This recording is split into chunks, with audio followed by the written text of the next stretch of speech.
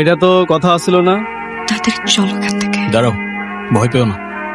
তোরা না বলছিলাম হিয়ার আশপাশে না থাকতে? তুই মনে হয় ভাইয়ের থ্রেটটা সিরিয়াস নেস নাই, তাই না? কারেক্ট, কারণ নেওয়ার প্রয়োজনই মনে করি নাই। ভাই শুধু হিয়ারে পছন্দ করে তাই, নাইলে ভাই হিয়ার লগে যা ইচ্ছা তাই করত। টাচ করে দেখাইতে বল না। ভাই তুই মনে করিস না রানীগঞ্জ থেকে তুই জানা তা করে চলে যাবি? আজকে যেটা করলি না, এর জবাব তুই পাবি। তুই যদি মনে করে থাকিস দেশের বাইরের থেকে একটা এবিসিডি মার্কা ছেলে আসছে, ভুল ভাবছিস। তোর জবাবের অপেক্ষায় থাকলাম। তোর ভাইয়ের জিগরায় দম থাকলে আমার চুলটা ছিঁড়ে দেখাইতে বলিস। চলো। এসব কি ছিল? তুমি ওদেরকে চেনো? শুধু শুধু এতগুলো ডায়লগ বাজি করতে গেলে। ডায়লগ আর মারলাম কই, বান্দার তো স্পিকারই নেই।